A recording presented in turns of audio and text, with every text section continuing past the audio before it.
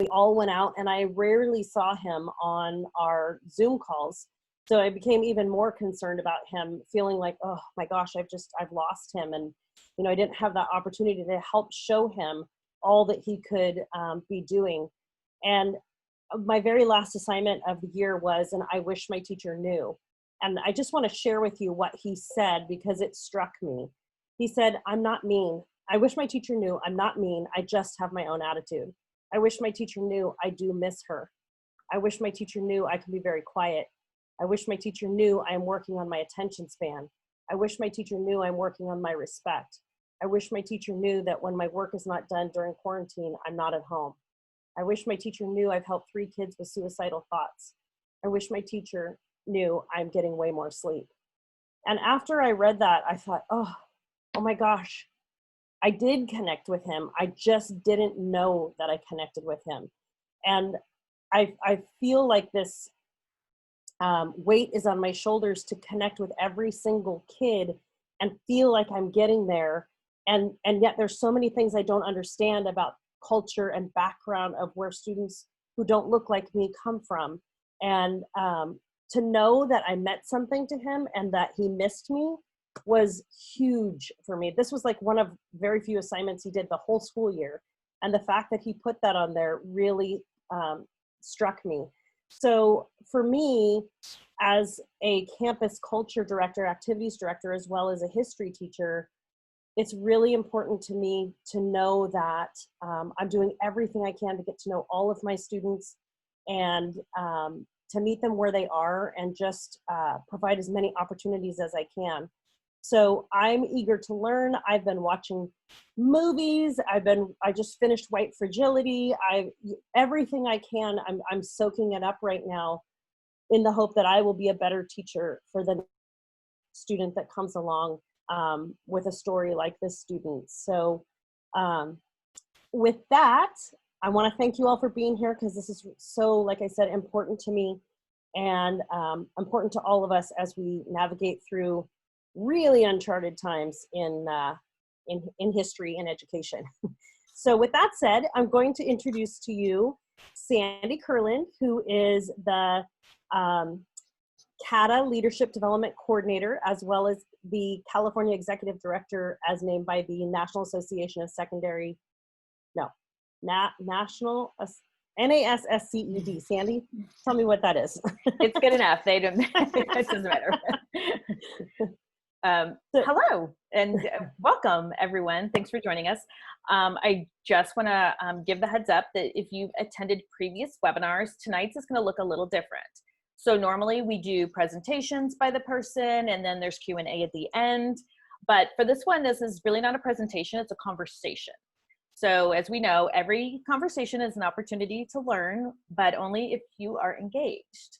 So we don't have presentations. What we have is this amazing group of people that are here, 85 people that are here right now, along with the Castle State President. I see you, Andrew. Hello. To ask questions. So our panelists have volunteered their time and I will introduce you to them. But again, I didn't ask them to present anything. I said, please join us. It's our turn to do the heavy work and we are going to just ask you questions and just move along that way. So it's super fun to have all of my friends gathered in one place. It's so cool because they don't all even know each other. But I'm going to introduce you to our panel so that if you have questions, you can start thinking of them now, because on our panel, we have a teacher, an administrator, a counselor, we have speakers, so the whole gamut, and some students as well. So if you have a student question, I can see that they would be happy to answer too. But if you are thinking of your question, start writing it down and I will introduce you to our lovely panel. So first, our CADA speaker sponsors who have done the previous two. So you probably already know them, but Dr. Laymon Hicks is here from Florida. Hey Layman, how you doing? Doing well. How are y'all? Hope everyone's doing well tonight. I'm glad to be a part of this conversation again and learn from you, just like you're here to learn from me. I think, you know, when we have these conversations, it's important that we all take part, we all ask questions. That's the only way that we can grow. So don't feel like you are going to offend me or probably anyone else on this call. If you choose not to ask a question, then that question will never get answered. And just if it was a kid in your classroom, you would want them to ask that question. We want you to ask questions of us so we can all move forward and try to make some true change here in America. Thank you. Yeah, I know T Street said this at the CADA thing and it was so good. She's like, give us grace for when we make mistakes, you know? So everyone's here that we can only have those open conversations if you're willing to participate in them. We also have our person who was here last on the series previously as well, but inspirational speaker, Dee Hankins. Hello, Dee. Oh, you have to unmute. All right, unmute. Hey, Alfred, hold all my meetings. I'm going to be with CADA right here. What's up, everyone? Just like Layman, I'm glad to be back. I'm glad that we're having these. And, you know, we're having these conversations. I'm glad that you guys are all here to ask your questions and see what we can do. That makes me more happy than anything you could know. So, like Layman also stated, any question is a good question. Don't feel like it's offensive. We're here to learn, man. And this is a tough topic. This is a hard topic. This is a much needed topic. And we have the space. So since we have the space, let's answer the questions and we'll make it happen. I'm pretty sure we're going to say some things that may come off offensive or you may be defensive, and that's good. It's time to get uncomfortable. So let's get uncomfortable. Thank you. I'm also excited to introduce the counselor where I taught at high school. So it's super cool to have him. He's a very proud first-generation Mexican-American. He is also the advisor for the Gender Sexuality Awareness Club, the Yellow Ribbon Suicide Awareness Club, and Peer Council. So I was like, this is a heavy plate, Andres. But I loved working with him at Ramona High School. He was our counselor there, as I said. So. And the first time he's been involved in a CADA thing. So welcome, Andres. Well, thank you. Good evening, everybody. I personally identify myself as straight, but I'm an ally. My gender pronouns are he, him, and his. Welcome, everybody. And like Dee said earlier, we're here to break down barriers. We're here to talk. Let's have that conversation. Don't worry about being politically correct. It's about being politely conscious and where we're going from here. Hey. And so I also reached out to our NASSCED board and was like, where are other people in my position sort of dealing with this? So I want to welcome Rashaan Davis, who is from Colorado. And actually, I'll plug for him, is putting on the National Student Council Conference soon, suddenly turned virtual. But he's also a campus administrator as well. So I think that was really important to have someone like him. So, hey, Rashaan, how are you doing? Sandy, thanks. I'm pumped to be here and to be part of this. You know, stepping into that role of administrator, you know, is so different because now you get to bring adults along for this conversation. And I think that's probably the best place to start. If they're going to be in front of kids, we got to make sure they're able to have those conversations and not feel bad about it. So I'm super excited that we can have this time to really dive into this. And I don't know if I mentioned, like, it's cool too, because like Layman's from Florida and you're, you know, from Colorado. So it's from all over too, not just within California. And speaking of that, we have our next panel presenter, who is also a lovely gentleman, James Layman. Thank you for being here when I pleaded. He's the program director with the Association of Washington Student Leaders. And he also, for people who are in our world, works on the NOD board, the National Association of Workshop Directors. And he represents the West region, which PS includes Alaska, Arizona, California, Colorado, Hawaii, Idaho, Montana, Nevada, New Mexico, Oregon, Utah, Washington, and Wyoming. So he has a very big job and a former band director. So welcome, James. Hey, thanks. I'm so excited to be here. I always like to tell people that I'm a conversationalist first, so before anything else. And so like, I'm just really excited to dig into conversation and like everyone else shared, ask. Like, I think we walk through the world we sometimes worry about when do we ever get the true opportunities to ask questions. And I don't think those opportunities exist a lot, but here is one. So ask away. I think we're all open and willing. And I'm just so honored to be here. Thank you. So our kind of focus tonight is, you know, kind of learning how to celebrate everyone on our campus is number one. And also too, my question is like, how can we, you know, redistribute and redesign schools to become more equitable? So I will start with a student question. Since we have all the other teachers on here, I also asked students what they would like to ask. And I just thought this was an interesting one because it involves teachers. So teachers, you can also answer if you want. But to our panel, the first question was, how can schools tangibly create a system for open communication between students and faculty to discuss this? And how can both parties work on that to minimize any alienation from either? Which is kind of close to the question, Leah, you just put in the chat also. So I'll get to yours too. But anyone from the panel, I'm not going to direct it towards someone, although there are two teachers on the panel. So I don't know if you want to address, or Rashaan as an administrator, what you would possibly do. You know, I would say that if it's going to be real, then you got to be ready to do the work, right? And so it doesn't start with, it might not start with an assembly or games. I mean, it really starts with, let's review everything we're doing. Let's look at our applications for clubs and belonging. You know, let's look at our campus and really dig into who's in our AP classes and how'd they get there. Who are those teachers that are identifying kids of color if we don't have teachers of color on our staff? How's that happening? And I think, you know, when you really start to, you know, do that, you really look at every club and organization and reevaluate the application process. Have we made this equitable for everyone? And do they understand what that means? And not just the club sponsor. That's, you know, the kids have to understand, look, this isn't going to be the same application that your mom filled out when she was a kid here, right? This is brand new. We're asking different questions because, you know, times are different.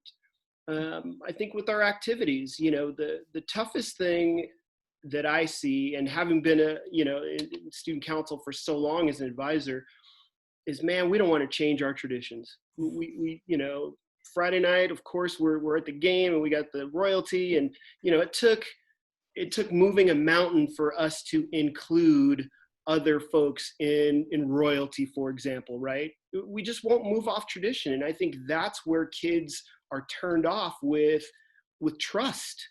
And so I think we really have to look at evaluating every single aspect of who we are as a school and involve the kids along the way if it's going to be real intentional change.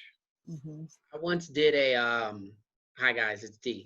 I once did a presentation at CADA, and it was amazing. And we got all the surveys back, and you know, a couple people have wrote down, you know, this was okay, but I wish he would have taught us practical ways to teach our kids resilience, right? And I'm just going to be straightforward with all of you.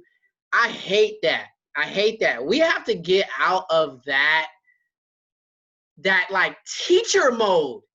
We need a system to tangibly, you know, it's a great question. Don't get me wrong. It's a great question, but it's coming from it's coming from not a human perspective. If you it's like a robotic type thing. Oh, we need a system to tangibly talk about. No, you are the system. You are the catalyst. Each and every one of you. If you want to start a conversation about racism, if you want to start a conversation about equity, you do the exact same thing you would do to teach a lesson, to put on a dance. You get everybody together and say, hey, this is what I want to talk about. Done deal. You know, you get with your staff, you get with your administration, and you say, look, this is the things that we want to talk about. So when we start the classroom, I'm going to ask everybody their name, and I'm going to say, hey, what's your experience? What's your thought on this? What's your thought on this? What can I do as a teacher, as an administrator, as a counselor, as the custodian? What can I do to better help you feel like you have a voice. And another thing that goes on when we talk about creating a system or having a system in place is the voice of the students gets left out. All of a sudden, it's just all adults, you know, because when we talk about systems, that we're talking about what can we do as adults to do what's best or to make believe what's best for our students without even asking them. So although that is a great question, and whoever asked that, I don't want you to feel like I'm attacking you, but I do want you to get out of teacher mode and say, how are you doing it with your own kids? Are you like, okay, from now on, Monday through Thursday, we're going to sit down after dinner and talk about race? Nah, you're like, you watch the news, you watch a show, and you say, yo, what are your thoughts? How do you feel? What are you posting? Things like that. Those are the exact same things we need to do with our kids at school. Mm-hmm. Andres Martin here. Dee, you have a great point, and I think part of that is creating that safe space for those students, for the stakeholders at hand, whether it's the adults in the community, the parents. I know I work in a very conservative community, and at times it can be a little tough, but I think bringing them and listening, creating that safe space is so key and so critical in order for any growth, any of that organic conversation to occur. And I think that's the question was actually written by a student, and I think that's why she asked it though, is because I feel like if students are thinking like we don't have a structure to talk to teachers, I think that's what they're asking in this question, is more that like they're ready to talk, but they're not really sure how teachers feel, and they really can't sort of like go in and, you know, start the system on their own. We all know that they need adult guidance and support. So it's like, how do you have that conversation to begin with? Yeah, I think for students, it's the same thing, guys. Mm-hmm. Like, let's just, what is a school without you? Like, let's be real, okay? Mm-hmm. And we have to start thinking in that way. Your teachers are there because you are there, right? That building is there because you are there. That field is there because you are there. You are the heart and soul of, you are school. You are what matters, right? Your teachers are teaching you. But if you're not there, you know, then what is school but just a place of brick and mortar? So they're there to serve you. So when you go in, just like, you know, one of the inspirational things that I've seen is that students just been jumping up. I want to protest. You know, hey, I want to protest. I want to be out there. I want my voice to be heard. And those, for students that are listening, that's exactly what we need to do as well. As a matter of fact, I encourage that. You have to shake up the traditional just school lifestyle by going in there with your demands and your requests. You know, obviously your requests first. And if they don't get met, then you start demanding things because you want to feel safe in school. You know what I'm saying? A lot of students go to school to be safe, right? And your teachers, they come from all over the place, right? You may have a teacher who was born in the South and then came to California, which was culture shock for them. Their school might be culture shock for them. So they might not know you. They may have certain values in their heads, certain morals in their heads already, but it is their job to serve you as a student the best way they can. And the only way they're going to do that is if you go in and you make your request heard. Mm-hmm. I would say too, go ahead. You know, I was just going to say that, you know, one of the important things to remember is, you know, and I think this is going to be one of the hardest parts about going back to school for teachers who, you know, if you're following the work of Glenn Singleton, right? Like where do they come into the conversation of race? That is so important, because some teachers will struggle with that conversation. I'm not struggling with it. I've been waiting to have this conversation, right? Like let's do it. But there are some teachers that they probably don't know how to ask. Like, where do I start with this? You know, they're a professional, a working professional who's never had to have this conversation. So I think we really have to make sure that we equip people to understand. I mean, that means we might have to go all the way back to step one to get them to where you might be or where I might be as a Black man in our culture, right? And so I want to make sure that as much as I want this to go right, I have to be in charge of steering the ship. I've got to make sure everybody understands where they're at. And so I've got to understand where some people jump into this race thing. They might be for the first time working in a school with kids who don't look like them. They might have graduated from a school in Iowa, love Iowa, but you know, the demographics of Iowa look a whole lot different than the demographics of downtown Denver. And so this might be brand new. Free and reduced lunch, some people might not even know what that means as they come into education. And so I really think we have to be able to catch teachers where they're at and move them to where they're comfortable being in a room with 25 or 30 kids having a conversation about race, maybe for the first time. Yeah. And to me, it's important. If we go back to Leah had a comment. Where is it? About putting the panel together and what topics. Yeah, what are some key factors to think of when putting together the panel, and then what topics do we need to be ensured to include in the discussion? And then just a few minutes ago, Wendy said, I wish the starting point would not require framing it as a protest. And I think right before everybody came in, I was talking about, you know, for me, in having these conversations, it's important that we're having the same conversation. And what does that conversation look for each individual? Some people look at it as, oh, the protests, they're tearing down statues. When the conversation that I want to have is about beating the racist systems and how do we tear that down? And so when you sit down and want to have these panels and these conversations with students, and who make sure that the conversations are all focused on the exact same thing. I mean, because you can beat a dead horse if one group of people are talking about, well, the protest and the statues coming down, then you got another group of people talking about, I just want my life to be equal. So I think, you know, once you begin to have these conversations, whether it's as a teacher, you know, teachers together, or if it's students and teachers, there needs to be some type of common ground. What are we trying to solve here, or what are we trying to illuminate on our specific campus for our student body? You can't tackle all of this stuff at one time. And so I think it's important to try to figure out what is the most pressing thing. Is it to have, you know, for your students to walk on a campus and feel safe? Is it for your students to feel like they are equal amongst each other? You know, what is that? And then go from there. Yeah, I would just say back to Rashaan's and yours, Layman, it's interesting because I just had this conversation about like, what lane are you in during the race? And it was so interesting because it was a former Castle person who's just away at college. And she said, well, I'm just surprised. And she said, I saw 13th when I was like 12 years old, you know? And she's like, and now everyone's just talking about it. And I said, well, you were in a different lane. Like that was important to you. So you did a lot of research on your own because that's just like your passion and what you were interested in.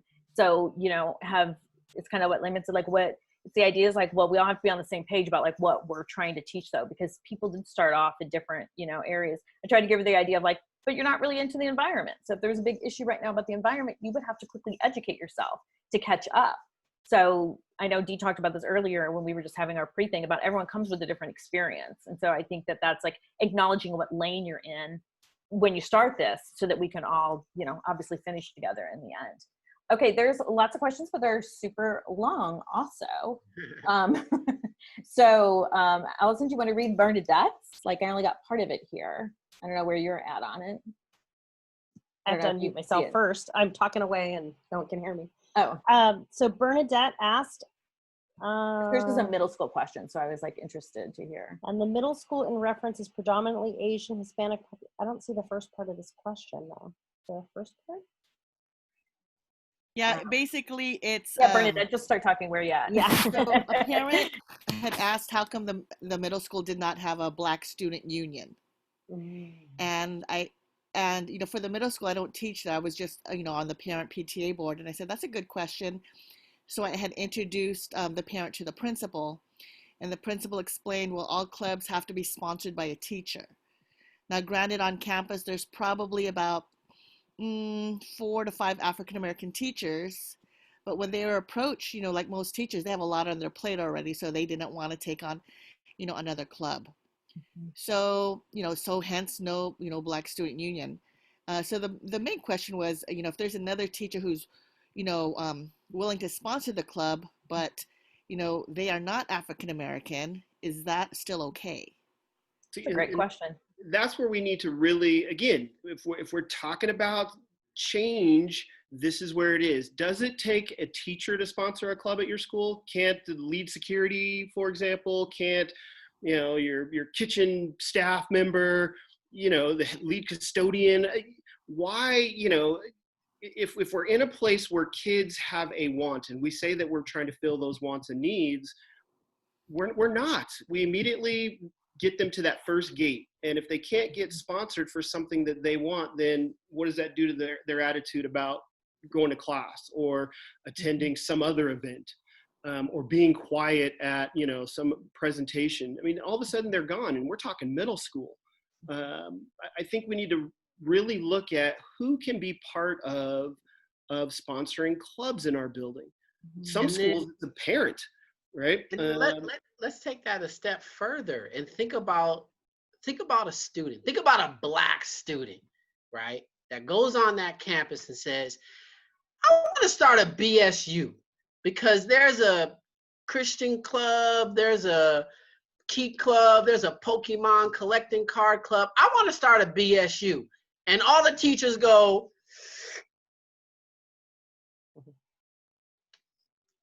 my plate is full. I'm doing the Gotta Catch 'Em All club, and you're doing, okay, all right, well, that's my math teacher. Let me go ask my science teacher. I'm sorry, I'm doing the STEAM club. All right, let me go ask my band. I'm doing the, extra, learn to play your flute club. I'm doing the reading club. And then so all the Black kids are just like, dang, the moment we want to start a BSU, everybody's hands are full. So Pokemon collecting club is more important than a Black student union club? Okay, well, so I just want you guys to think about that for a second. What are we valuing? And then how does it go? Is it like first come, first serve? You know what I'm saying? Is it like, because what I'm hearing is there's no BSU club because, I don't really want to do it. I don't really want to do the Black student union thing. So your Black students on your campus are just going to be like, okay, so, everybody's too busy for us, then whatever, and so I don't know, that's tough for me. That one's tougher. And in the Rashaan, chat, I was just going to say, in Sandy. the chat, people started answering. Thanks, Farah, who's here, and Katie. Farah said, I'm a BSU advisor and I'm Latino. And then Katie said, we have a white and a mixed teacher that advise our BSU. So I think, and Sandy, I was going to say that we have an African-American teacher who is our club advisor for BSU, and she was out on extended leave, and I got really concerned because now BSU wasn't meeting because in California we have this arbitrary rule that you have to be a certificated employee to run a club. And so what I did, because our one of our instructional aides wanted to oversee the club, and she was getting the message that, oh, you can't because you're not certificated. I said, I will be the advisor of record. I'm coming in, she's running the club, I'm just gonna sit in the room so that I'm the advisor of record. And then the kids could continue. So there are ways to get around those rules so that kids have those opportunities to have those clubs and have that identity on campus. And I think that's critically important, that kids be encouraged to have every club that celebrates diversity on campus. Absolutely. There's a workaround every rule. But I would say, because the question goes back to, is it okay for a non-Black person to be the advisor of the Black Student Union? I would just say that if any of you are going to step into that role, to definitely be in a position to be an ally. because when these clubs are formed, these Black Student Union clubs, these are safe havens for your young Black students. And they come to these groups and these meetings to be able to vent, to talk about the things that they are going through. And if you cannot identify with that or be empathetic towards that, then there's no need for you to be in that advisory role, plain and simple. Right. Because these young people are trying to navigate a system that wasn't built for them. And it's already hard to feel like now I have somebody else who is not on my side. They want to be able to come to you and give you their thoughts, their ideas, and not be told no, not be shut down. And you have to be on the right side of that before you step into that role. So Farah and Bernadette, and all these people who mentioned other people stepping into that role, kudos to them. But if anybody else wants to step into that role, definitely make sure that you are on that side of, you know, what your students may feel is the right side of the coin to be on at this time and point. I think it is. This may be a really dumb question, and I apologize, but like, can't y'all just hire more Black people? Well, I was gonna say, I think that's part of the problem is like what you do when there's no, like, obviously that's the underscore of it is like, it'd be better if you had, you know, a more diverse faculty to begin with, and then you obviously have more choices. But like if the structure is in place right now and like the person wants that group and there is no Black person on their campus, that's such an interesting thought to me of like, can someone else do that if there's literally no one else on the campus that, you know, unless you answer that question, yes, because you're just overseeing it. You're not, you know, you're not, you know, the president of BSU. You're just overseeing it so it can happen. But at the same time, if you do take on that role, you are going to be involved in Black student, you know, affairs, like questions and Black student activities, Black holidays, Black history. So if you are going to do that, then you have to take it upon yourself to learn about, you know, what you're going to get into, or just hire more Black people. And I don't know that part, but all I'm saying is like, I mean. Yeah, and I get your point, Layman, because I have a friend who had that discussion about she adopted a Black baby, and the whole thing became, she can't really say, I understand exactly what you're going through, because she's like, I really don't have those experiences. As much as I can educate myself and learn, she's like, I really have to look at her and say, I don't really know exactly what you're going through. So I was like, oh, that's an important part. But yeah, I think the part is like, you know, have a diverse faculty to begin with. You know, another question I would have is, you know, or something I would say is probably really good to do is, you know, as juniors are transitioning or seniors are graduating, are we asking them those questions about campus life? Like, what are we missing? I mean, if you grab 20 Black boys and bring them into a room and say, you know, like, what are we missing? They'll tell you, you know, we don't have this, we don't do this, teachers talk to us or say this, you know what I mean? They will give you the lowdown. And I think just having that conversation empowers young Black students to feel like they're part of campus. You know, I hate to think that we're all so far removed from being 15 years old in high school, right? Well, sorry, and that's where the adult leaders, all of you here, are very key in identifying who are those trusted teachers on the campus or campus custodial staff, or like Rashaan said earlier, the cafeteria folks. Who are those trusted adults? As a high school counselor, I have kids come to me constantly, variety of topics, asking, hey, do you know who might be able to help us sponsor this club or that club? My brother, Mexican American too, he's in the advisor for the Asian Pacific Islander Club. And I know it's interesting because I worked at the high school with Andres, and we, like in San Diego, have a very large Hispanic population. But I know that when I took over, like, our leadership class really wasn't full of Hispanic people. And I was like, oh my gosh, our campus literally is in San Diego, and here we are, and, you know, a huge portion of them. So, you know, when you're so optimistic and you think, oh, just go find more Hispanic people to be in your ISB and, you know, that'll solve it. And I realized how hard that is, because when you go and ask, they're like, well, the reason I can't do that is because I'm watching my siblings after school. I can't go to your after school meetings. I have a job after school. Like, I was all about the lower socioeconomic, which is our school too. Like, where are those kids? And you realize that to change that structure, it doesn't happen overnight, and you have to really be intentional and work at it. And what a perfect opportunity for all of us here tonight, this evening, to start educating our students to become those leaders. How can they become better communicators? Yeah. Well, you know, if you look at Amanda's very, very detailed question, which is really awesome, that is the problem, right? The problem is within the system, and that's what we're talking about. So when you see things like the language, you can't dress ghetto or ratchet or urban, you know they're talking about Black kids, right? And so to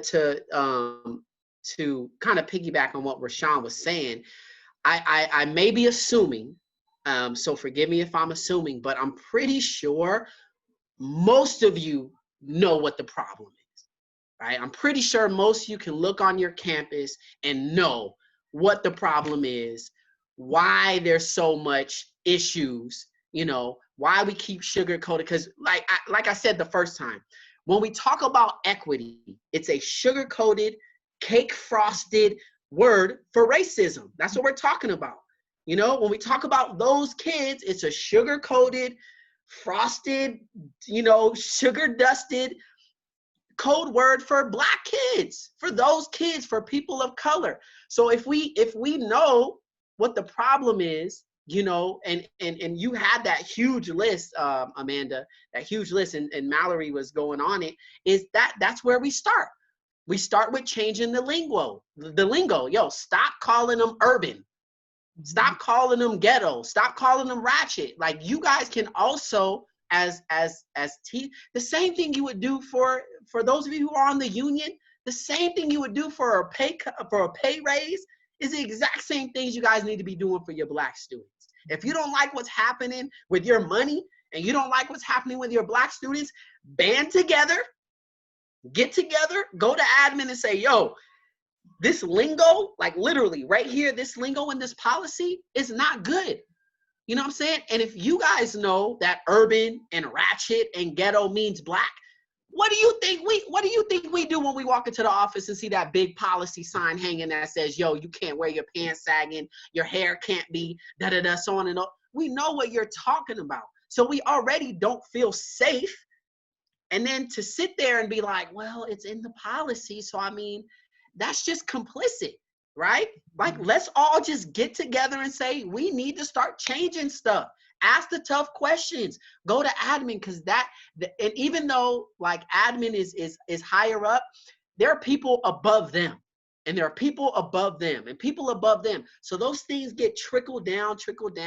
And if you can come up with a policy from the top up that says you can't dress ghetto, you know where that person's mindset is already. You know what I'm saying? So we as adults have to be, you know, we just have to do, like, what would you do for your own children? You know what I'm saying? Like, what would you do for your own children? That's what we need to do. We need to get outside of my job, and we need to get inside of being a mom, being a dad, being a grandma, being a grandpa, being an uncle. What would you do for your own flesh and blood? Because this is the reality. I say this all the time. I'm sorry if I sound like a broken record, but those kids, those 3,000 or 600 or 200 or 100 that come to your class every day for that 8 hours, they are your children. They trust you. They're in your care. They're in your supervision. So whatever's going on, how they feel and things like that is your responsibility.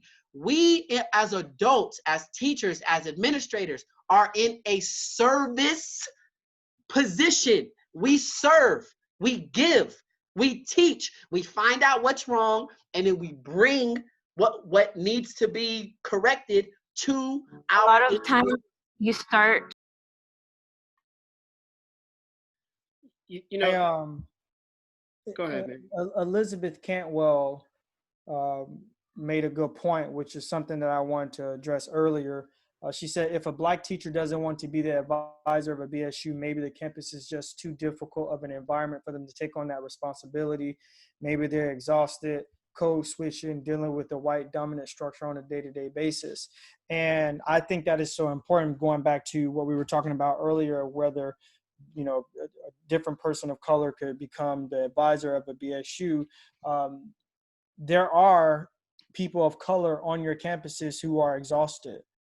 And I remember I was talking to T a couple of weeks ago, and I said to her, it's like, you know, we as Black people are being asked to sit at the table with you and feed you.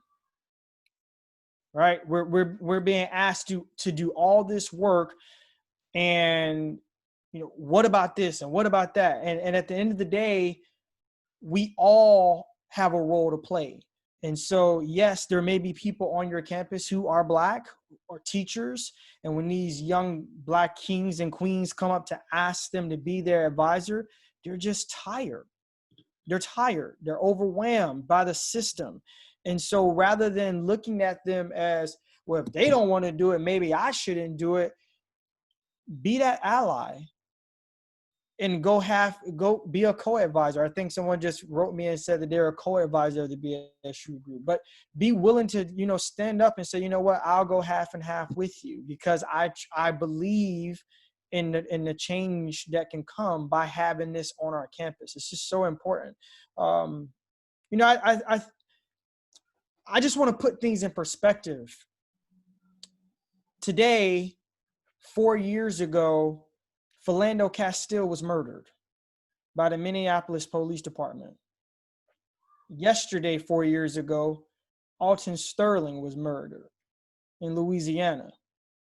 4 years later, we are still fighting for the exact same thing we were fighting for 4 years ago, just to be seen as equal.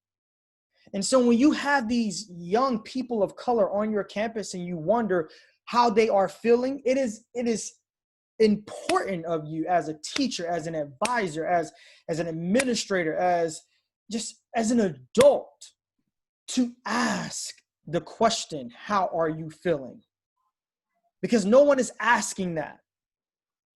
And there are young people on your campuses every single day who don't, like, I think there was a student that asked a question, like, there are going to be kids who want to talk about this stuff. And you know what? There are going to be kids who want to talk about it, but there are so many other kids who have been told to suppress those feelings, to come to school and act like none of this stuff exists. And it is your job to be willing to have these conversations in your classroom. Because unintentional actions lead to intentional consequences. And when we choose to say, you know what, I don't see things this way, I choose not to have these different conversations, that is the reason why we have young Black and brown boys who continually get suspended from school, because we refuse to have these conversations with the people that we should be having them with.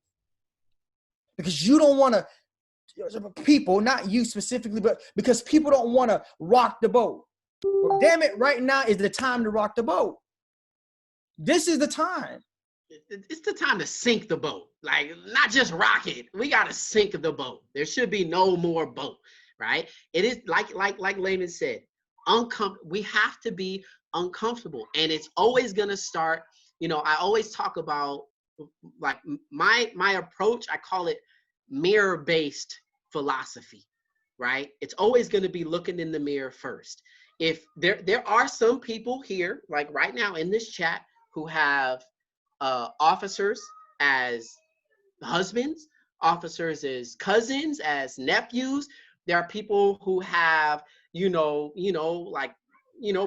all lives matter. And there's nothing wrong with that, because all lives do matter. And there are really good policemen. I have family that are officers. My best friend, we share the same birthday. We've known each other 20 years, just got hired with LA Sheriffs. I could not be more proud of that man, right? We all went to school together and we love each other. However, it would be a fool's errand to not put that aside for now, to empathize, not sympathize.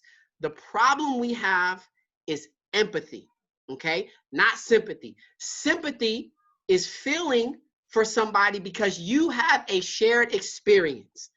Empathy is trying to imagine how that person would feel. There's a difference. And that's why like the country right now feels so divided, because there's no empathy. There's like slavery 400 years ago, right? Like, get over it. But at the same time, if you talk about, PTSD for war veterans, Vietnam War, that was way back when. Get over it. No. There's trauma. You've never been to war. I've been to war. This and that. So you see what I'm saying? There's a disconnect between I've never experienced that, so I can't feel the way you feel. And that's a problem on campus. The problem is like, yo, you don't. So what I did see when COVID hit was a lot of the poor students weren't getting on the Google Meets and the Zoom classrooms, and a lot of teachers just like, why? And then they realize they don't have internet. Yep. It's mind-blowing to me that as a teacher, because we had to lock everything down, is the only reason you know that your students didn't have internet. Empathy. Right? Why are you not turning in your classwork? Why are you acting the way you're acting? Why do you come to school 10 minutes late all the time? Empathy, understanding like, yo, my teacher sends me home with this large amount of homework that needs to be done on the computer. I'm afraid to tell her I don't have internet because nobody wants to do that, right? Nobody wants to go and say, look, I'm poor. I don't have internet. I don't have access to this stuff. My dad works 3 jobs. My mom works 2 jobs. I take care of my little brother. Watch out, daddy. You know what I'm saying? I don't have those things. And so we don't feel safe, right? We don't feel safe. And I just need you guys to be more human. Like, that's all I'm asking. Be more human. There's people hurting. There's people yelling and screaming. There's people outside your windows right this moment with signs that say, my life matters. You know what I'm saying? My life matters. And it will when school starts back up, and it will when the bell rings, and it will during lunchtime. Those things, they've been yelling these things for years. And what have we been doing? Suspending them. What have we been doing? Kicking them out of class. What have we been doing? Not prioritizing their needs. And therefore, as a young Black man, I'm like, I'm done with school. Sandy, and to Dee's point, like, there are a couple of things I think are really important in there. And I think we have to take a step back and really figure out how to, like I said, bring the kids along with this, right? And so, the old paradigm was that from our summer retreat with our kids all the way up to the start of the school year, and then 6 weeks into the school year, was homecoming. That's all we did, right?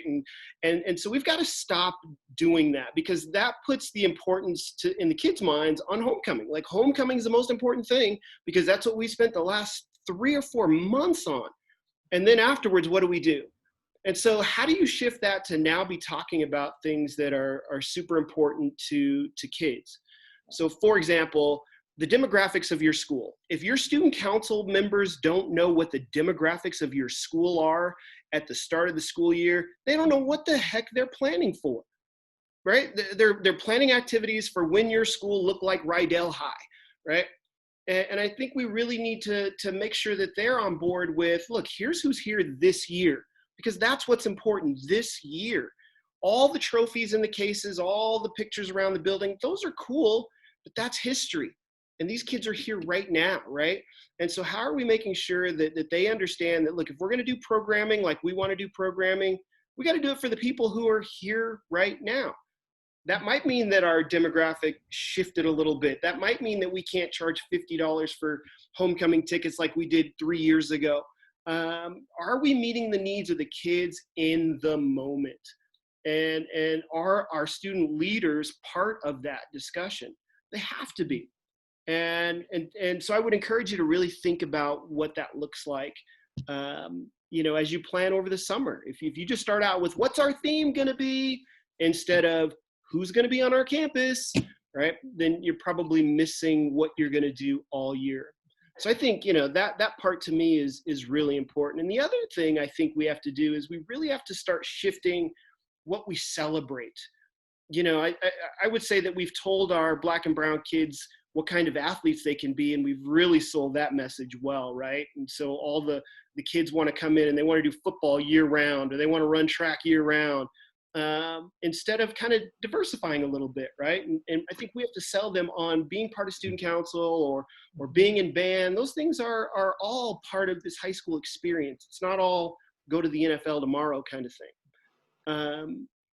And I think, you know, what success looks like in one community can be far different than what it looks like in another.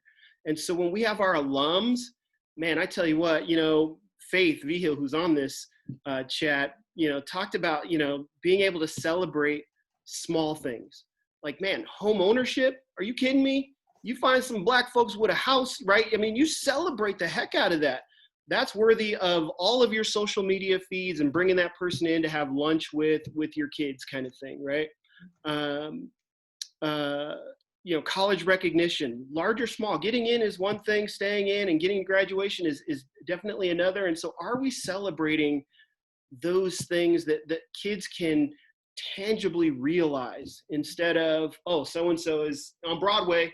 You know, I think that's so out of my realm that I look, we don't talk about that stuff at home. I don't know what it means at school, and you know what I mean? So I think we have to really shift how we're doing school with kids. What really matters in this moment? I love that, Rashaan. Really important. The thing I always say is like nothing about us without us. Mm-hmm. And I just think that like I'm guilty too, as like an ASB advisor, you get caught up and you know that what is seen big on your campus is homecoming. Like the community sees it, the parent sees it, the other teachers see it.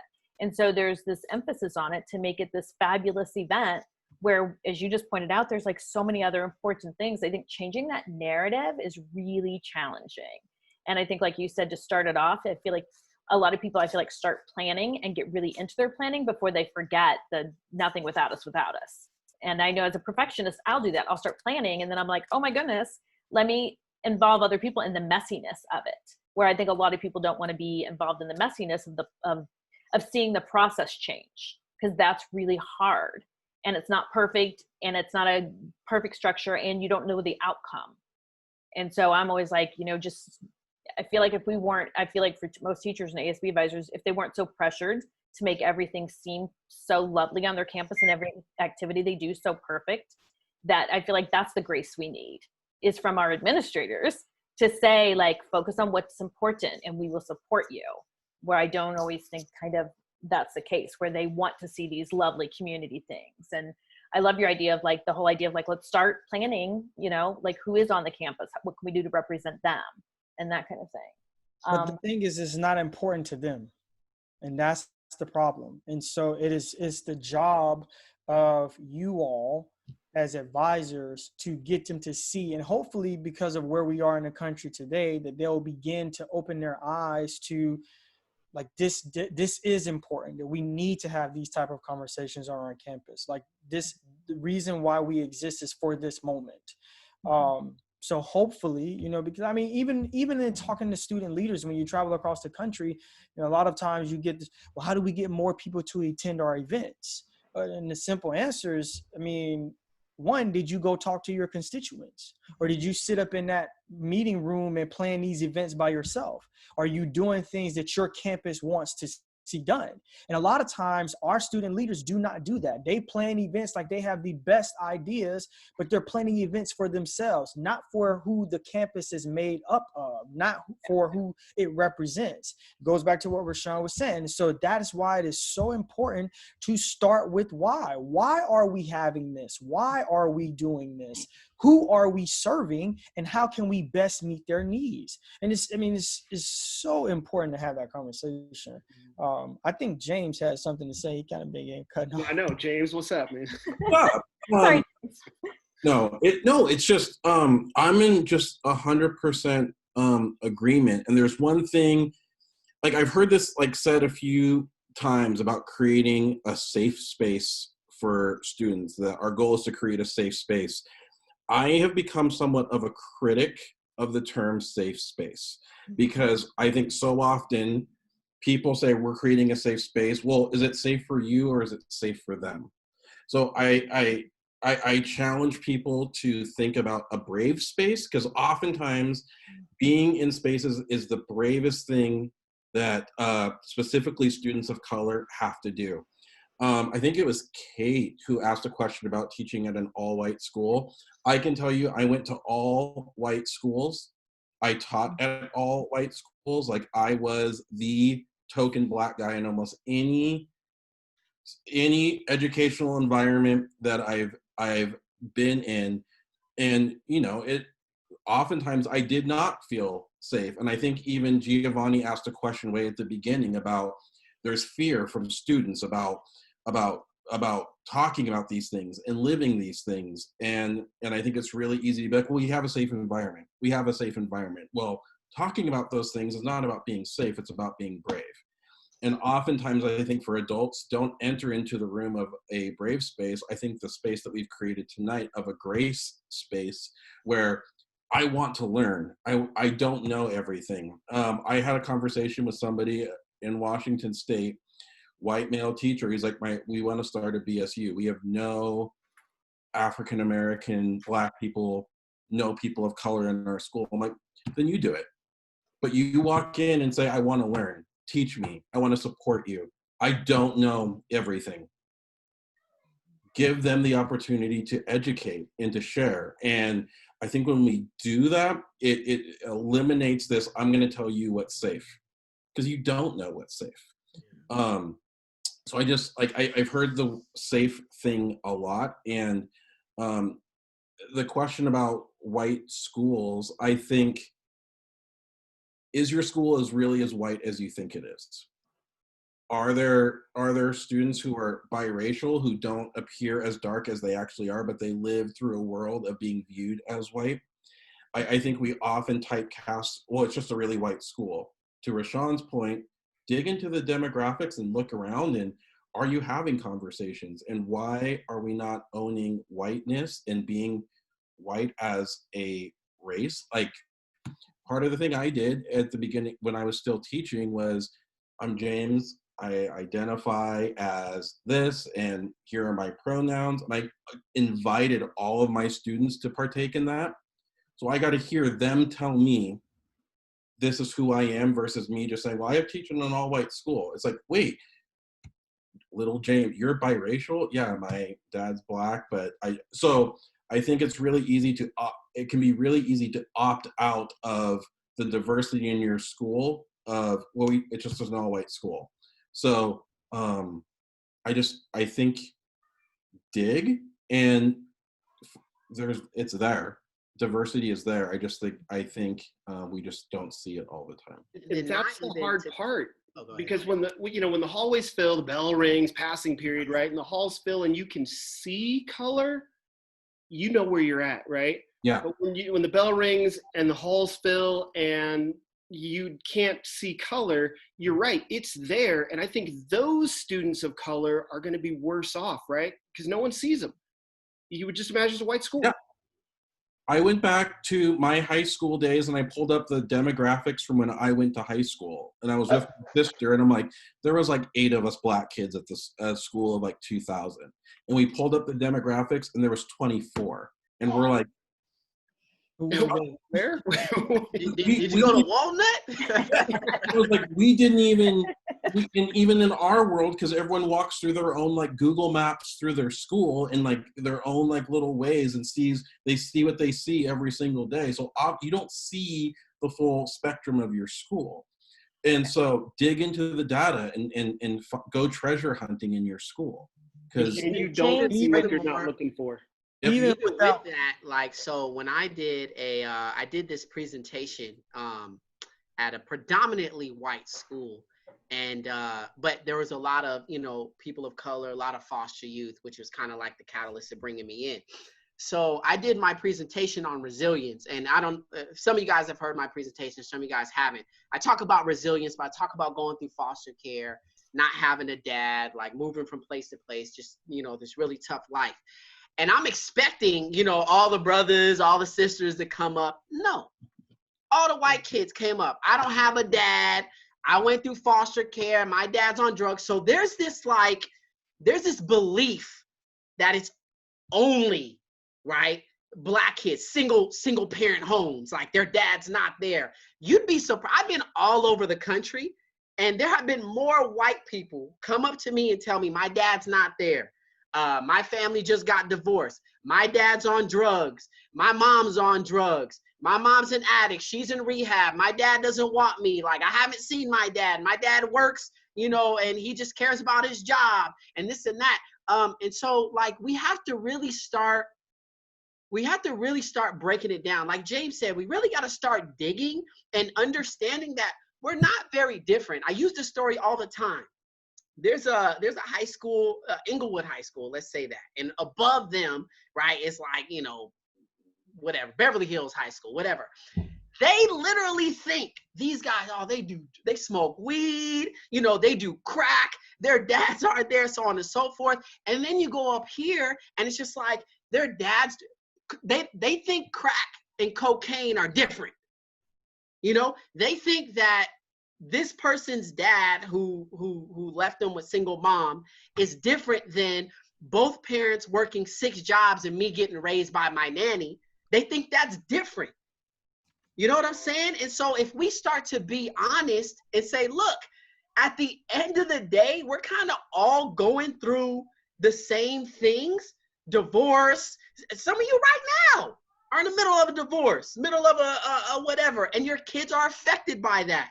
You know what I'm saying? And they need people to talk to them. So we have to start switching the narrative from those kids. Like, we got to stop saying those kids and say our kids. That includes Black, white, Asian, Hispanic, Mexican, like, you know, Indonesian. It doesn't matter, like everybody. Because if we can change the mindset of not only our teachers, right? But if we could change the minds of our all white students to be like, yo, honestly, you guys are really no different than the inner city kids. Like, we're all going through the same issues. The difference is you guys have laptops and they don't, right? And that has nothing to do with y'all. That has something to do with what we're trying to battle. And that's this outcome of the systematic racism that has been put in place, which goes down to what are the values of their school? You know what I'm saying? Like, what are you guys trying to do? Is it about grades, or is it about being better, building better people and building better individuals? Here, I think that, you know, Kate mentioned 99% of a school being white, but I'm just gonna just humorously, probably 30% of that school appropriating Black culture, right? 80. So 80. So, like, let's be real, Layman, 80. You know, not to say that we can't have the conversation about inclusivity and diversity is hogwash. Like, we should be able to have those conversations when, you know, a large portion of the student population may not see themselves as Black, but they're doing quote unquote Black things. And the reason why I think it's so important to have those conversations is because every single person at that school benefits from that. Every single person benefits from having that conversation. We'll go back to what this topic is supposed to be about equity. I have a neighbor who, well, not anymore, he just recently moved out of our neighborhood. He had a pool. And so we were on the phone. He was telling me about his new house. And I asked him, so are you going to get a new pool at the new house? He was like, oh yeah, I'm just going to, mom and dad are probably going to let us borrow $30,000 to build us a new pool. And I got quiet. And he was like, what, like, dude, what happened to you? And I was like, you know, I could never go to my mom and dad and ask for $30,000 to build a pool, let alone ask them to give me $30,000 for an education. And when we talking about equity, like, these are the real life challenges that a lot of your students are dealing with every single day. Like, these are the things, like when we talk about generational wealth gaps and stuff like that is happening, that has been passed down to students in your classrooms. These are the type of situations that are going on. So how do we bridge that gap? How do we close that gap? Is by making everyone aware of these things and then taking action. You know, like, you may have been raised ignorantly. but it is your choice to stay there today. Simple. If you choose not to do research, if you choose not to learn and be empathetic towards other people, like, it is your choice to choose to still stay ignorant. And there are a lot of kids in your school today who may be being raised that way, who are being raised with an ignorant mindset. But it's up to them to make the choice to say, you know what, I see things differently. I think I said in our last call, like, my grandmother went to segregated schools. People that she went to schools with are still alive. And so we're asking them, when they grew up being told Black people and people of color are wrong, are the enemy, are not right, we're asking them to give us a chance. That's not going to start with this older generation. It's going to start with you. It's going to start with me. And it's going to start with these kids that we teach. And so it's so important for us to model the behaviors that we want to see them.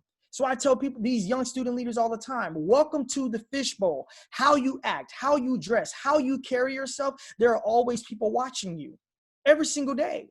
And so when we talk about, oh, well, you know, I treat everybody with respect, but then your students see you treat people of color or students of color differently than you would somebody else, they see through that. So really take a look on the inside and say, what am I doing every single day to make this plight a little easier for those that come behind me? Because every one of you have a role to play. You each have a role to play.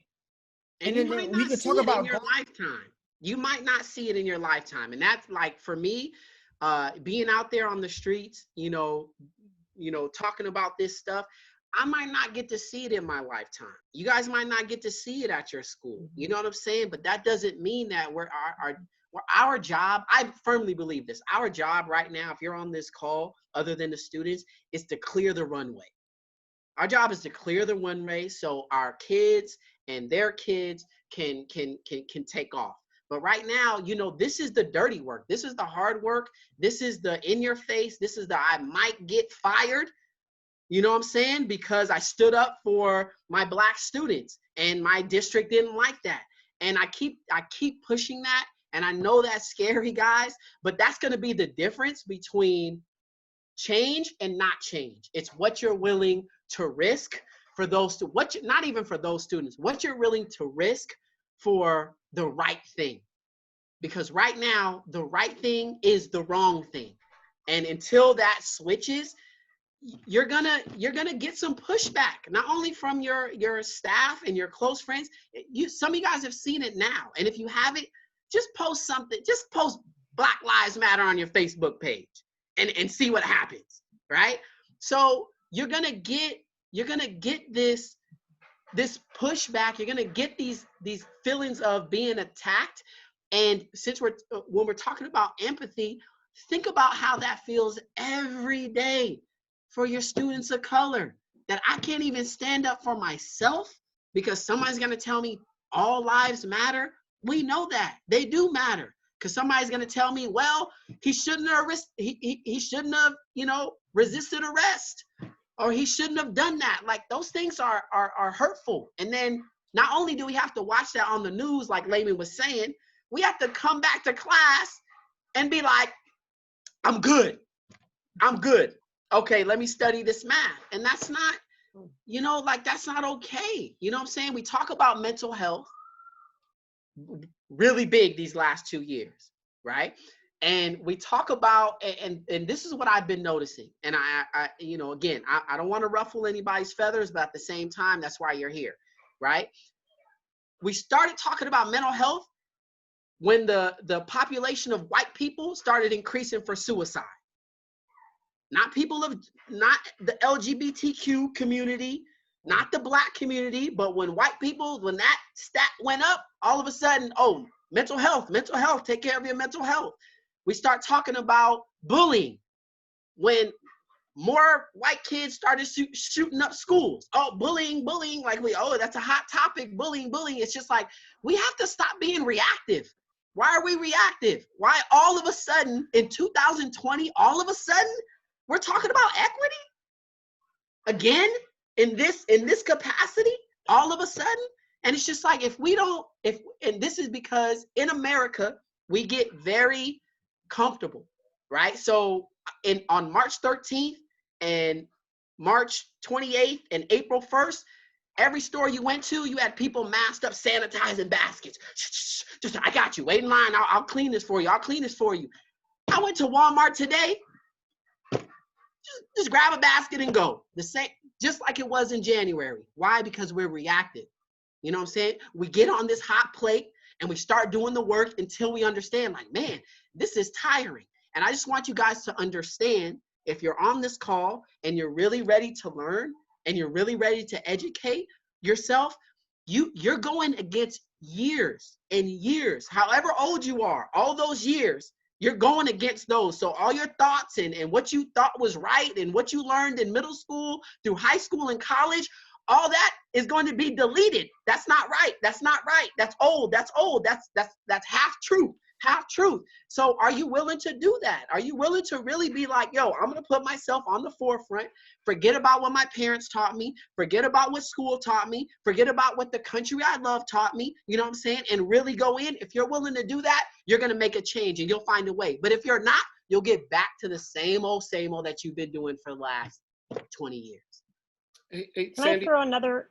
Oh, I was going to ask if I could throw another question out there. I was gonna After Rashaan. There's just a little bit, and you know, there are a couple of things that I think are really important for all teachers, specifically white teachers, to understand. You know, one, you know, there are only 2% of us Black male teachers out there, and so with that, you know, sometimes when we come into a building, the expectation is that we are somehow the disciplinarian now of all Black students and Black issues and, you know, all things that, well, I don't necessarily want to deal with. And so put it on Rashaan's plate. He gets it. He understands it.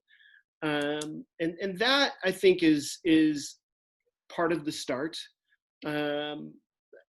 You know, I can't tell you the number of times that you know, you want to get past what people think you might be. And look, I'm 5'6", barely, you know, this is my real voice, right? And I'm supposed to be disciplining some kids, you know? And so, you know, it falls down to this, you're Black, they're Black, you'll make it work, right? And so I think we have to really look at how we're positioning people to do what they do best, right? And not expect that, well, because it looks like, or it feels like, or the fit is, then that's the way it should work.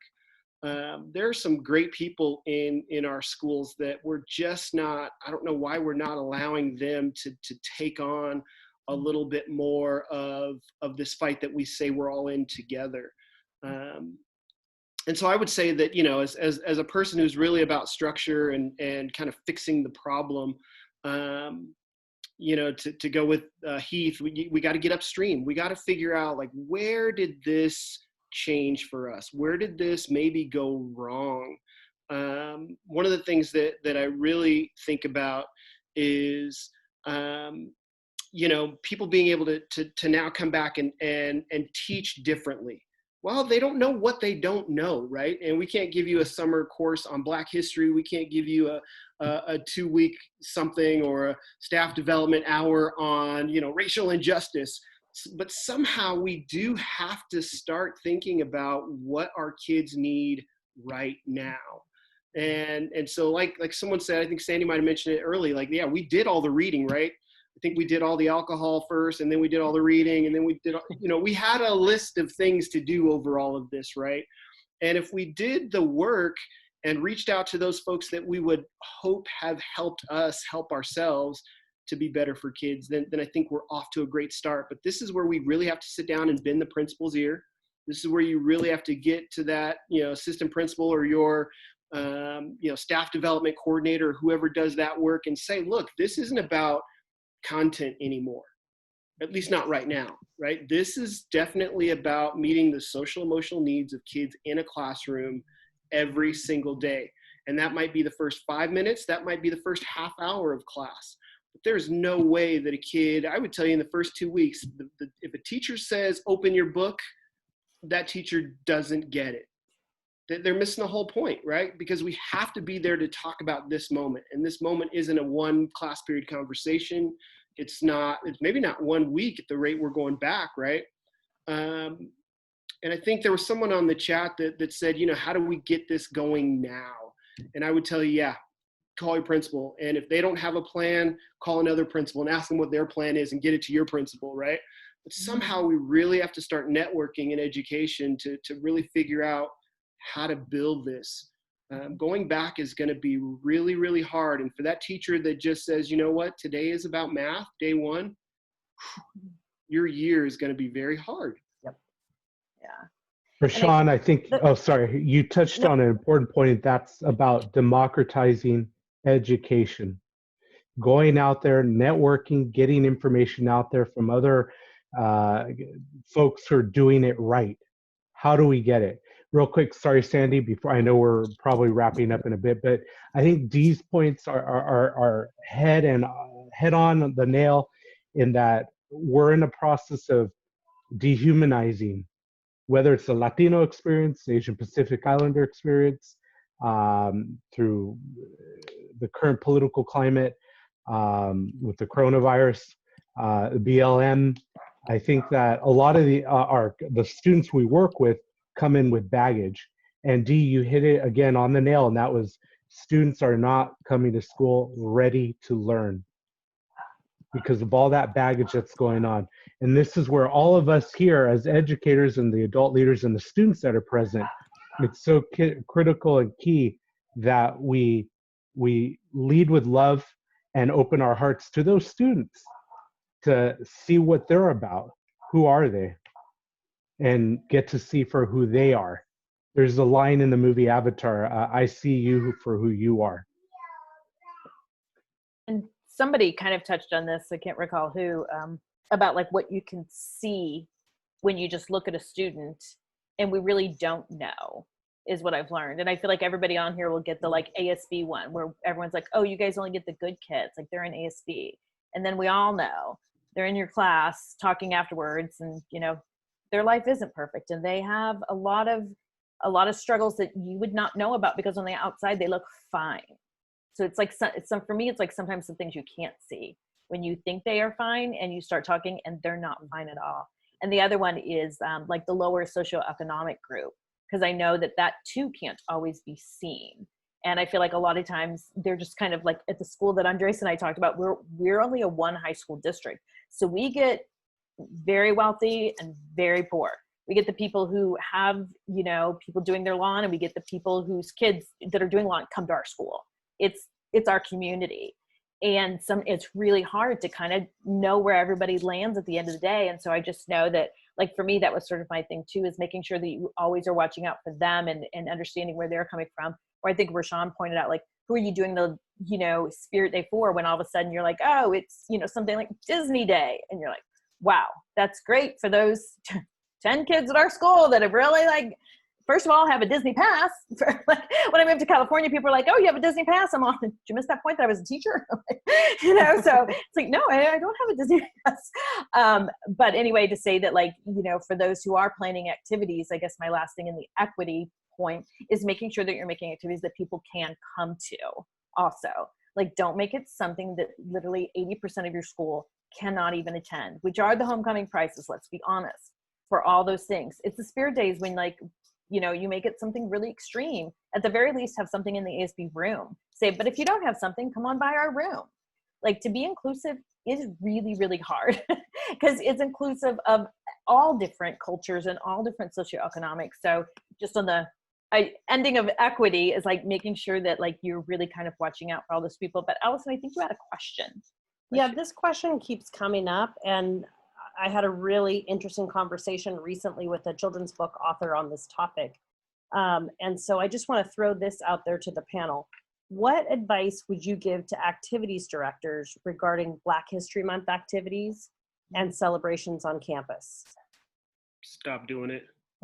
I mean, we tired of hearing about Dr. Martin Luther King and Rosa Parks. Like, Malcolm X every now and then. And Malcolm X, if you're going to teach something about Black history, teach something real. That was we had that, you know, where, you know, I was looking at a school out here, and, you know, they handed the list of activities they were going to do, and every month was a celebration. And, you know, that just makes me taste my dinner again. Right. And you have to get to a point where it's part of just who you are. Right. If I have to wait till February, I get to your school in August in Colorado, right? August 13th, first day back. If I have to wait till February to hear about somebody Black doing something awesome, you lost me. And I'll be in the dean's office, right? I mean, that's where we are. If women have to wait until March to hear about some women who did something awesome, you waited too late, right? And so I would say that one of the charges of even leadership kids is, how do we build this school so that we're seeing greatness in all walks of life all the time? You know what I mean? Like that is the core of leadership, right? Is lifting others up. And if we're not doing that all the time, and we're just waiting for that special month or that 1 week that a group gets, man, it's like having a summer birthday. Go out to community-based organizations, you know, that represent those communities. Yeah. Get a guest speaker bureau. Hey, what's out there? I feel the same week about cultural weeks or something. Yeah, I think a lot of it is both what Rashaan and Layman were saying is, let's keep it real. Let's talk about Black inventions, beauty products. Let's talk about the stoplight. You know, people see that's a Black invention. Let's talk about, like, think about Hidden Figures, came out in 2018, I believe. That's about the 3 Black women who put us into space, basically. You know what I'm saying? Like that's important. Like, we need to know about those things. There's also a, which would be really dope. There's also, and somebody tell me in the chat, that thing where people go all out and the students are dead for drunk driving, and they're what's that called? Every 15 minutes. Every 15 minutes. 15 minutes, yeah. Why can't you do something Black like that? Like all the Black leaders that have been assassinated and killed for human rights. Why can't we do that? That's just as powerful. That's just as impactful. Why can't we do something like that? Why is there no, you know what I'm saying? Like, I don't get it. I don't get it. Like, I want us to, I think at the end of the day, it's just keeping it real about Black history. And Black history was something that was just go ahead. The point is, you don't have to celebrate Black history, Hispanic history when that month comes. No, like, that's what I'm saying. Exactly. Ingrain that into the school culture. Celebrate that throughout the entire school year. This week we choose to focus on a Hispanic student who has excelled well in class. You know, T said, let's talk about our kids making Black history. Let's tie it to historically. Like, these students, hell, I am just like you and everybody else. We Black 365. There's no other way around it. You know what I'm saying? Every single day when we wake up, we are Black. You see me, I am Black. Like, plain and simple. I'm not just Black in February. You're not just Hispanic during this month. Like, it doesn't work that way. So as a school, why don't we find ways to celebrate everyone all the time, not just during these deemed months? It's so important that you make a concerted effort and you ingrain that into your leadership students, that this is how we're going to move forward. You know what I'm saying? Like, because there are a lot of people who think having a Black history program, oh, so this, for Black history, and I've been hired. Oh, we're going to bring you in February because you're a Black History Month speaker. And I tell them that's BS. All the time. I'm not a Black history speaker. Google has this thing on this day. Why can't we incorporate that? On this day on January or July 6th, 19 whatever, so on and so forth, did this is how it impacted American history, right?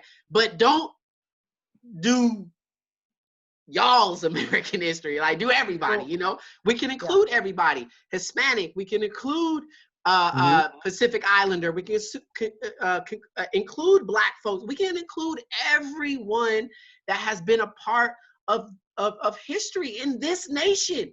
Like, in America, you cannot live here and not know that every person, every culture, every race, every problem, every demographic, every social economic has had a part in building this country, getting you your job, right? Getting me my job, like inspiring me to speak, like, you know, like every single person. And we have to get away from this kind of, I don't like saying it, but it's true, like this white supremacy ideology that, hey, you know, we gave y'all February. That's how, you know, that's how people, like, what more do y'all want? We gave y'all February. And it's just like, we've given so much more than that. Life, blood, sweat, free labor for years and years. Not only that, but we gotta talk about, you know, what's real. I saw this post the other day, just real quick, about you know, a lady. This is America. Speak English, because some people were talking Spanish. And there was a list of cities and states with Native American names, Mexican American, like Mexican names, like, you know what I'm saying? Like, we don't have, you know what I'm saying? So, but that's the mindset that we're dealing with. You know, we have in school, is it not required to learn a foreign language? And then when we speak a foreign language, it's a problem? Is that not like the red alert for, you know, kind of like this white supremacist narrative? And we can combat that not only in our schools, but in our homes. That's where it's going to start, in our homes, right? Individually, in our homes.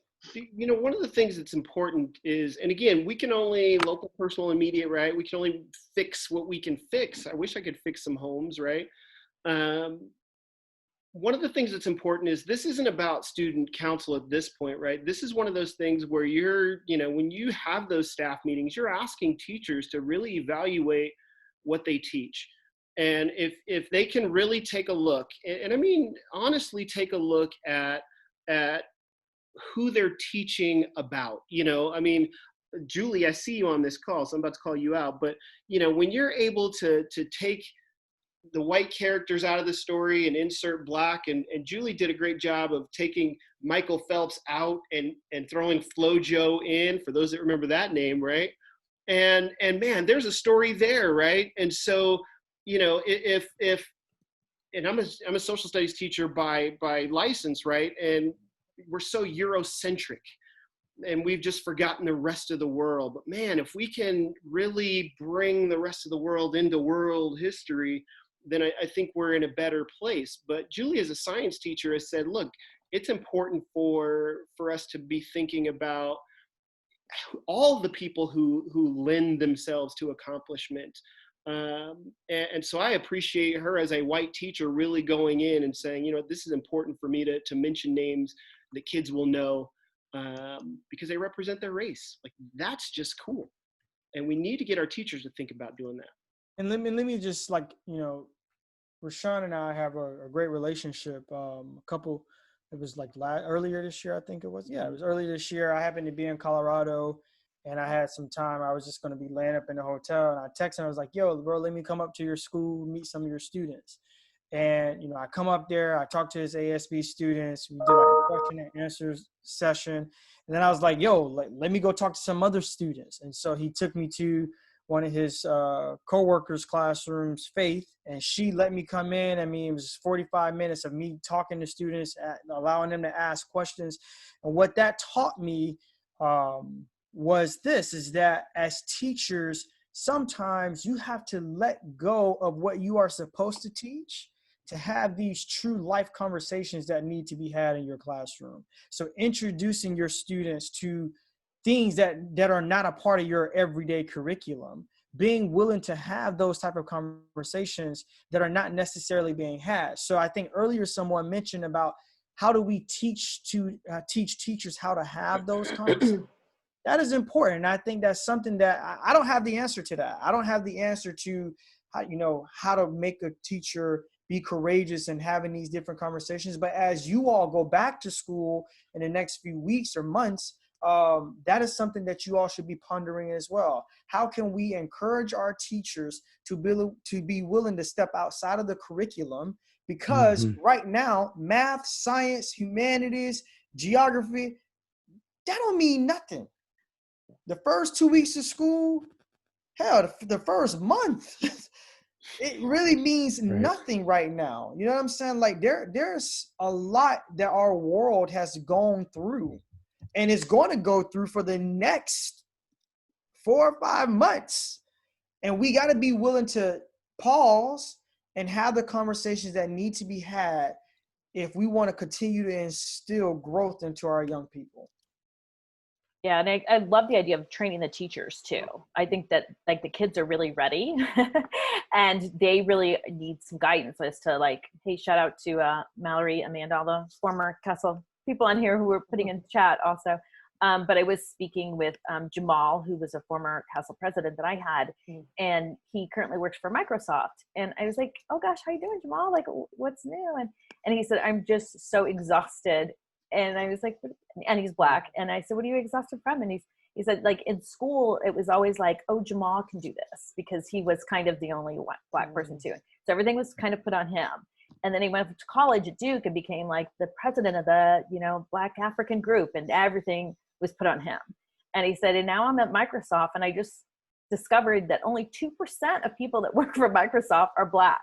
2%. And he's like, so every time something comes up, they still come to me. And I'm like, he's so young. He's not even 30. And he's like, and I'm exhausted of like trying to be this for everyone. So I think in the training for teachers, also along that lines, and I think Rashaan, you said it earlier, when you too as a teacher feel that when everyone just puts it on your plate, is learning how to distribute that weight a little more equitable. But again, Sandy, it goes back to the point. You're asking people of color, Black people, to sit at the table with you and then to feed you like we are the servers. You got to do the work. Yeah. I mean, I think that's what I mean by training the other teachers, because it is the easy thing to do is see someone, whether it's Hispanic or not, and then it's something about Hispanics or it's female. I get it all the time too when I'm the only female around, and it's like, oh, well, Sandy, it's like, well, I don't know every female history, to be honest, like I am female, but I don't know the entire history of females. And so, I think everyone kind of feels it where they are. So I know it's 8:34 and I don't know when we thought this was going to end, but I do, if anybody on the panel has lasting remarks, I want to allow some time for that. If anyone I was just going to mention maybe outside the curriculum, hook up with a community college, do dual articulation, get professors from local community colleges, hook up with community college, see what they can teach on campus, whether it's Chicano studies, African American studies, multicultural studies, whatever. I think that would be a good move, and it's a win-win situation for both the student and the school. Yeah. Thank you, Andres. I think that's what we're looking for, is that's what I'm talking about, the restructuring, redesigning, like, and we've all said it, like, this has to look different moving forward. I don't know that we have answers, but like, that's what I'm asking for now, is like, how can we make it look different? Lasting remarks, James? Allison asked that question about what, activity people can do and I always say, if the only time during the year that you're going to students of color is during a diversity assembly or Martin Luther King assembly, you're missing the boat, right? And so intent versus impact. And I say every student just wants to know that they're seen, loved, can be loved, and are valuable and into the world. And we undermine them we chop them down at the knees if the first thing we do is say, we only see you when we can check a box. So we really need to enter into all school space with the notion that they're valuable. They're the biggest stakeholders in our school, and all student voice is valuable at all the time, not just, hey, we have our diversity assembly, let's go find our Black and brown students for this one time a year, because they feel it, they know it. And I was the kid who dreaded Martin Luther King assemblies, because I'm like, I was like, this is not going to be fun. And so, we can just keep growing. Yeah, I love that everyone has value. It's like, and 365, everyone has value. Rashaan, any lasting that we may not have addressed or said? To me, this is important for student council folks, because again, our students have figured out how to balance their world better than most, right? Which means that they can engage in the conversation or the fight, if you will, probably better than some other kids on campus. The kids who absolutely need the resources that student council and our administration can provide for them. And so I think it's important that we empower our student leaders to see what they need to see and have the resources to understand what they're getting into, who they represent, right? We're always talking about what your student council looks like. And I think that sends a message to other schools and to adults, but it definitely sends a message to the kids on your campus. They don't see themselves in leadership positions in high school. What does that mean, right? And so I think we really have to dig in and figure out how to make sure that they're part of, as best we can make it, creating change on our campus, right? And so that to me is really important. There are a lot of things, I mean, kids can do a lot of stuff, and about anybody can lift something, and most kids can make a balloon arch. But for those kids who really want to dive in and do some good leadership work, they have to figure out how to help lift up some others. And I think that's what matters. So I think we're in that transformation of from activities to leadership, which is what you're talking about. Absolutely. It's like, I feel like that's, I feel like we were going that way, and now circumstances have forced anybody who wasn't going that way to start to look at it that way. Rashaan, you brought up an excellent point, bridging that gap between whether it's high school to middle school or middle school to elementary school, fostering that leadership with those high schoolers way down elementary, because by the time they get back up to the high school, you'll have that cultural thought, the rethinking, as I think Dee put it, the relearning and re-educating ourselves and empowering everybody along that process. Yeah. Unlearning is very hard. Like if you've been taught something, unlearning is, one of the hardest forms of learning, definitely. And here's Sandy, real quick, I would say that when it comes to what we're building with our councils, most of us rely on our feeder schools to give us great kids or to recommend great kids. You should probably sit down and have that conversation about, again, what is great kid? Because I don't need the smartest. I don't need the most assertive or expressive. I need good kids, and good kids don't all look the same, which is somehow what we tend to have as we show up at events, right? And so you might want to add that to your list. Let's sit down with our feeder folks and let's talk about kids, because we don't want great kids, because great kids are already great. Let's take some good kids and make them great, and they can join that party, right? And so let's really change what we have in our student councils a little bit.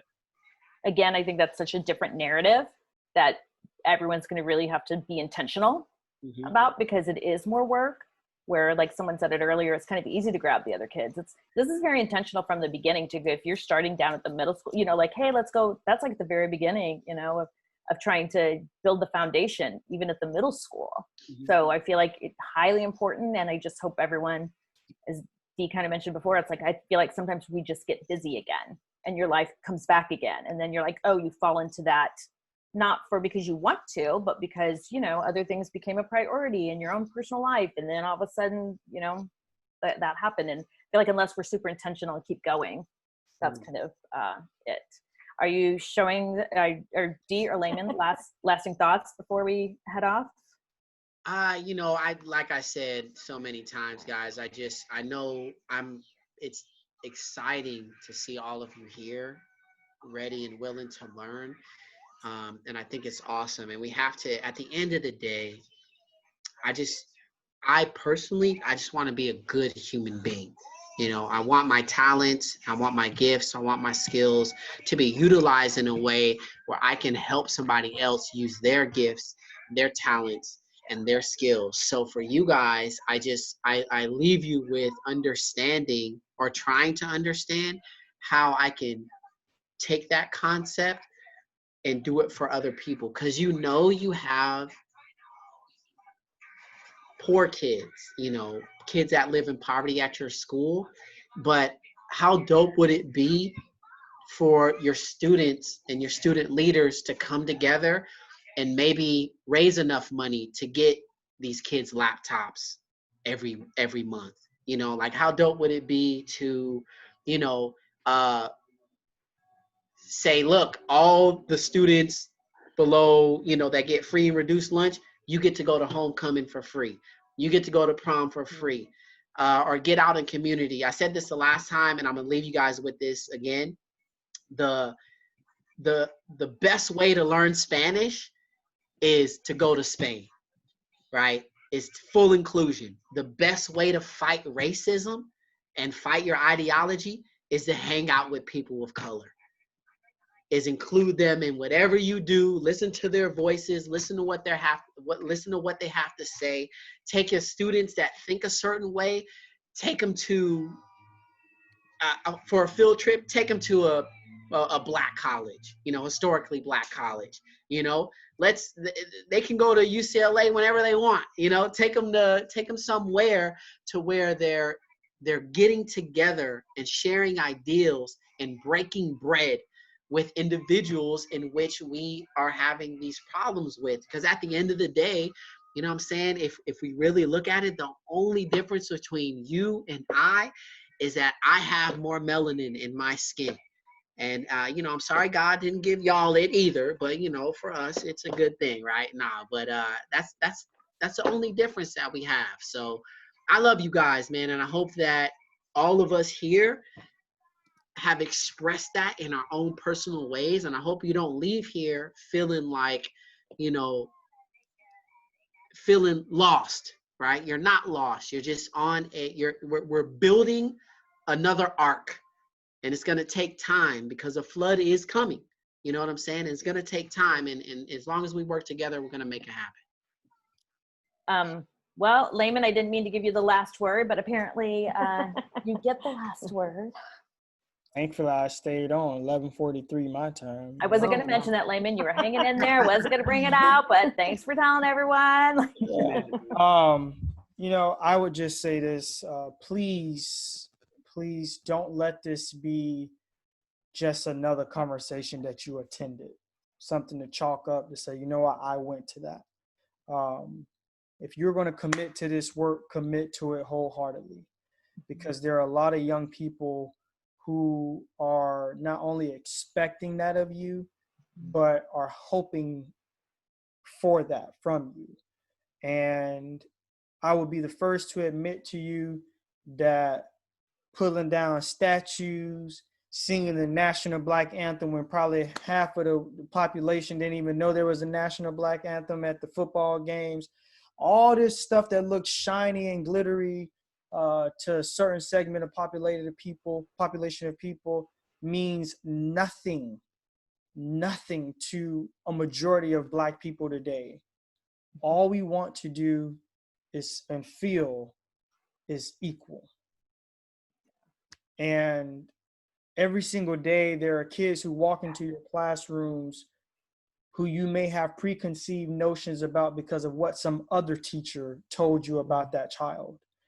And so I invite you to this year and from this day forward, walk into your classrooms with no preconceived notions and truly build the relationships with your students. So not only you grow, but they can grow into better people that will go on to change this world. That's what we need from you. And that's what your campus needs from you as well. I love that challenge at the end. Like, that's the challenge for us all, is to go in this year, fresh eyes, look at it. Don't think of what other people said before. I'm going to pass it off to Allison, but I just want to say thank you to the panel so much, because everyone was so nice when I reached out and just said, like, of course, we'd be honored to be there. And I know that, as Jamal says, everyone's probably very tired of dishing out information, but thanks for letting us listen to your insights as we moved along. And also to everyone that stayed on the call, thank you, because my biggest thought was that maybe you wouldn't ask questions, and this chat has never stopped the entire time. It's like a whole other Zoom on this chat going on. But I did want to see, I saw a lot of really great resources go through there as well. So we will pick those out and maybe try to organize it in some fashion, because everyone was just giving resources also while this was going. So thanks, as I said in the beginning, for engaging in the conversation, because we said we weren't here to present.